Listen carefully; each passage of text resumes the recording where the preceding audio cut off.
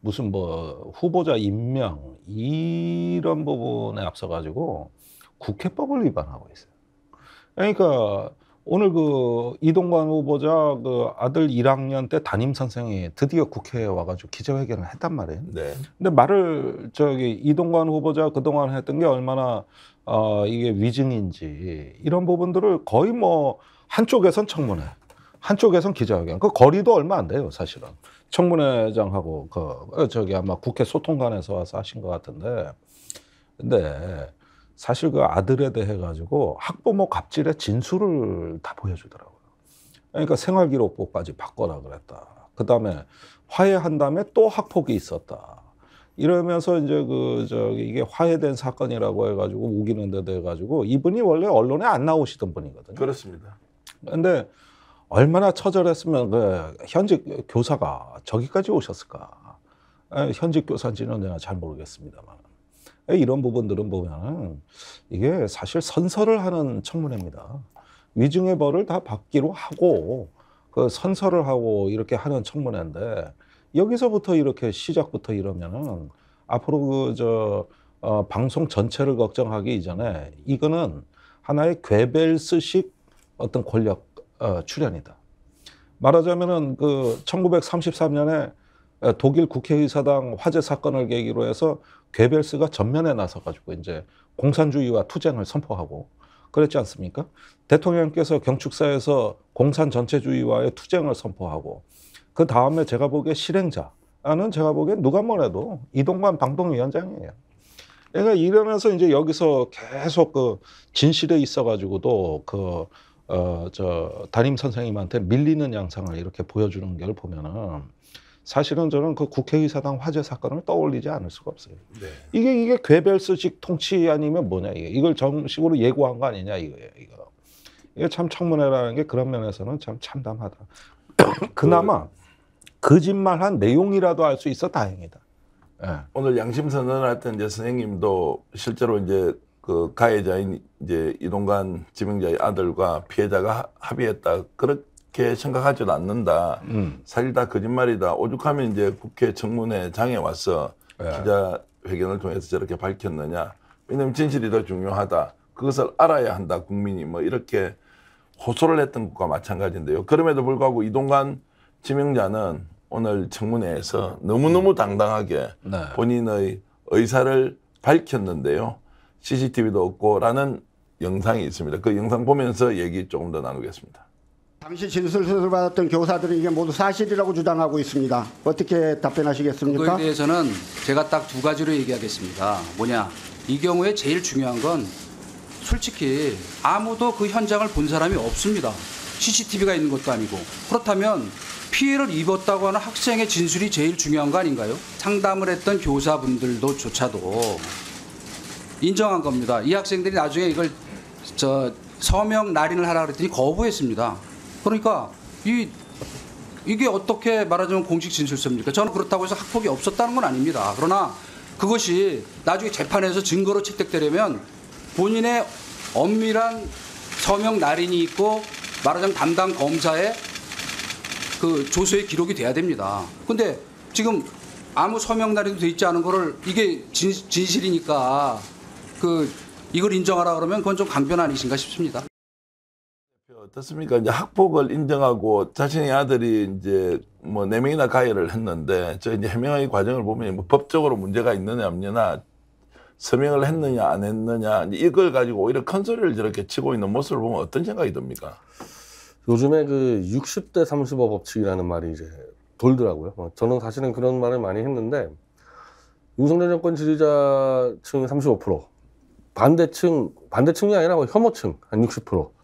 그래서 어떤 사건이 나와도 여론조사 보면은 60대 35가 나오는데 이미 이동관 사건은 임명 반대 60%, 임명 찬성 35% 정해져 버렸고요. 아마도 웬만한 그 시청자들 쪽에서는 저 청문회 안 본 사람들은 이동관이 연쇄살인 사건을 저질렀어도 임명은 확실하다. 그리고 찬성은 35%일 거고 반대는 60%일 거다. 이러고 하니까 그렇게 답이 나온 청문회다 보니까요. 이런 객관적인 팩트나 진실보다는 그냥 이동관 씨는 자기 주장하는 거고 그리고 이미 그건 이념표는 딱 갈라놨고 그리고 실제로 저 교사들을 일단 정교조 교사로도 몰아놨고 이런 부분들 대해서. 그러니까 이제 이념의 벽을 믿고 이제 마음 놓고 자기 당당하게 얘기하는 거죠. 사실 이제 학교에서 이렇게 처리하는 문제하고 법정에 제출 증거 약간 분명한 차이가 있을 텐데 그걸 두 개를 지금 뒤섞어가지고 예, 이제 가는데도 어차피 뭐 35%는 나 지지할 거고 그거 믿고 가는 건데 무슨 의미가 있겠냐. 그래서 아니 그러니까 저기서 저 이동관 후보자 말대로라면은 선생님들하고 그 진술한 학생들이 다 거짓말쟁이라는 거 아니에요? 예? 결국 그 얘기 그렇죠. 아닙니까? 예. 거기에다가 저기 생활기록부에 그 지각한 거 지워달랬다 이런 건 부인하고 있는 거잖아요. 그렇죠. 예. 그런데 교사는 그런 적이 있다는 거 아닙니까? 그리고 저기 지금 교사는 더 할 말이 많은데 이 정도로 참겠다는 거 아니에요. 이제 교사로서 너무 과도했을 때 본인이 이제 정치에 개입하는 양상이 되니까 그나마 절제하는 거 아닙니까? 거기에다가 이제 좀 더 보태면 뭐 진술이 다 나와 있는데 그 진술에 증거가 있느냐, 상황이 CCTV가 있느냐, 증거도 없는데 왜 이렇게 일방적으로 몰아붙이느냐. 이게 이제 박 교수가 보기에 공직자의 태도 자체, 국민들은 사실상 그 일이 어떻게 벌어졌으면 어떻게 처리했으면 당신이 혹시라도 외압을 통해서 뭔가 해결한 것이 없느냐 이거 설명해 달라는 거 아니에요. 그렇죠. 우리가 이 청문회를 하는 게 연좌제를 적용시키기 위해서 하는 게 아니거든요. 아들이 학폭이 있었더라도 아버지가 고위공직자가 될 수가 있습니다. 그거는 연좌제가 아니기 때문에 가능합니다. 다만 아들의 학폭이 있었을 때를 처리하는 자세, 그 당시에 또 고위공직자였단 말입니다. 그것을 자신의 권력으로 통해서 누르려고 했고 지금은 또 은폐하고 있고 또 사과하지 않는 태도, 공직자의 태도가 저는 문제다라고 지적을 하는 거고요. 우리가 이럴 때 예를 많이 드는 게 미국 대통령 닉슨의 워터게이트 사건 이야기를 많이 듭니다. 도청도 잘못됐지만 더 문제가 되는 것은 도청 사건을 은폐하기 위해서 국가의 조직을 동원해가지고 그것을 없애려고 했다라는, 사실은 그게 뭡니까?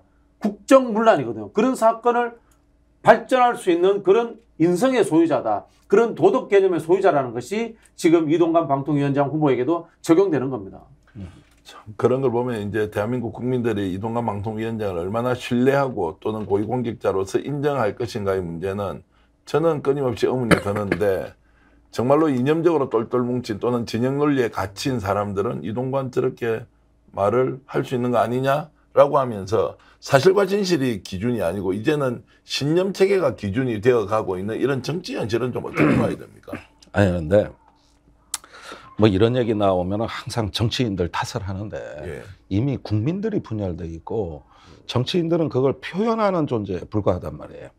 근데 최근에 어디 그 독일 역사학자 그 책을 보니까 히틀러한테 전체주의 파시즘의 폐해 책임을 묻는 게 참 무책임하다는 거예요. 그 당시에 거기에 부역한 엘리트들이라든가 언론인이라든가 엄청나게 많았고 또 그 선동이 먹혀드는 독일 시민이 존재했다. 이게 이제 근데 히틀러를 욕하면서 그걸 건너뛰는 습관은 대단히 잘못됐다는 것이죠. 근데 지금 저기 이동관 후보자를 보면 아까 변희재 대표 말씀하신 대로 하나의 어떤 그 이렇게 분열돼가는 사회에 어떤 그 적대와 혐오의 정서에 거의 편승하는 데서 자기의 사적인 이익을 도모하는데 이제는 어떤 선동가 선정가로서의 어떤 충분한 자질이 보인다. 근데 사실 이동관 후보자에 대해서 말하자면은 일단은 이 정권이 갖고 있는 부동산 졸부의 속성, 그러니까 강남 아파트에 똘똘한 한 채로 재산 불려가는 이게 가장 이 정부의 일반적인 현상들이거든요. 그리고 이제 부동산 투기도 뭐 간간히 보도가 되는데 부동산, 그 다음에 저기 그 어떤 이번에 저 교권 추락이 지금 문제가 되고 있는데 그 학부모 갑질 이런 어떤 모습에 또 어떤 교과서적인 전형을 보여주고 있고 거기에다가 밀어붙이기, 자료 제출 거부 뭐 이런 여러 가지 이런 현상들로 말하자마자 그 당일날 어떤 그 위증의 논란까지도 있을 수 있는 이런 정도 상황까지 갔다는 거예요. 여기서 이제 임명이 강행이 된다. 이렇게 됐을 때 저는 그 이후 상황을 조금 짐작하기 어렵습니다. 이건 국민들한테 상당히 많은 수치심을 강요하는 거거든요. 그리고 그게 먹혀드는 국민들이 또 있다는 얘기고 이게 굉장히 불편한 진실인데 이후 상황이 잘 예상이 안 돼요. 변 대표 이제 이렇게 이제 임명 강행하는 거 뭐 다 알고 있는 거 아닙니까? 인사청문회는 일종의 뭐 정거장에 잠깐 스치고 지나가는 그런 이제 약식 행위에 불과한데 이제 임명이 강행되는 거 다 예상하고 있지만 오늘 인사청문회 전체를 보면 와 대단한 사람이다 또는 와 너무 이상한 사람이다 국민들 어떻게 아니 근데 받아들일지. 이 사람 이 정도까지는 아니었어요. 제가 알기로는. 예. 근데 이제 아까 말 60대 35가 어느 순간에 고착화되니까 아마 이 사람뿐 아니라 윤석열 주변의 사람들 다 저렇게 됐을 가능성이 높아요. 35만 믿고 가면 되는 거고. 그 예전에도 이제 박근혜 때나 문재인 정권 때도 이 인사청문회 보고서가 채택이 안 되죠. 결격자한테는. 그런 경우도 임명한 사례가 있긴 하지만은 그래도 임명하지 않은 사례도 있어요. 그런 경우인데. 근데 이번 건 같은 경우는 누가 봐도 이건 가장 최결격자인데 임명할 게 뻔하다고 생각하지 않습니까? 그럼 이거는 국회와 대통령의 그 시스템이 무너져 버린 거죠. 더 이상 청문회를 할 이유도 없는 거고. 더 나아가서 도대체 본회의를 왜 하며 상임위를 왜 하며 여기까지 가는 거거든요. 한마디로 막 가는 사태가 벌어진 거거든요. 그러니까 이제 청문회 자체가 무용하다 이렇게 할 것 같은 거 할 임명하고 필요 말이지 왜 국회에서 검증하느냐. 청문회 할 것도 없고 할 필요가 본회의도 할 없다는 것도 없어. 이런 식으로 나오고 시작하면 그러니까요. 본회의도 할 것도 없어요. 아니 그런데 지금 그 최근에 청문회 소식들을 들어보면은 공통점이 있어요. 자료 제출 안 한다는 거예요. 그러니까 저번에 왜 그 통일부 장관 그 국회 외통위에서 김영호 후보자에 대한 청문회가 있었는데 전부 개인 정보라고 안 내놔요. 그러니까 검증 자체를 거부하고 이 청문회를 아예 저기 본인이 검증받고 심판받겠다는 의식 자체가 없이 나오거든요. 이거는 퍼블릭 서번트, 공복의 자세가 아니잖아요. 그러니까 공적 자세에 있어가지고 요즘 그 대부분 옛날에 청문회 나오면은 증인 선서하고 그러면서 이제 위증의 벌을 받기로 약속하고 국민들에게 자기 자신을 낮춰서 겸손하게 심판받겠다는 일단 품격을 먼저 보인단 그렇죠. 말이에요. 네. 그다음에 자료 제출 이제 그 부실에 대한 질타가 들어오면은 바로 제출할 수 있는 건 제출하고 확인할 건 확인하겠다 해가지고 시간 끄는 일은 있어도 거부하는 사례는 없어요. 근데 지금은 뭐냐 하면은 전부 개인정보라는 거야. 전부요. 그런데 가족에 대해서는 내가 그거나마 이해하겠다 이거야.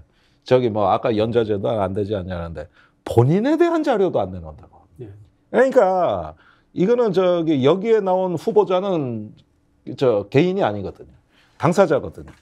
그러니까 본인에 대한 자료까지도 안 내놔요. 그러니까 이게 결국은 저기 뭐랄까 이제 사실은 이 도덕성 검증하기가 대단히 어려운 상황이 되다 보니까 지금 이제 정치 논란이 더 커질 수밖에 없는 건데 청문회 기능을 마음으로 인정 안 하는 거예요.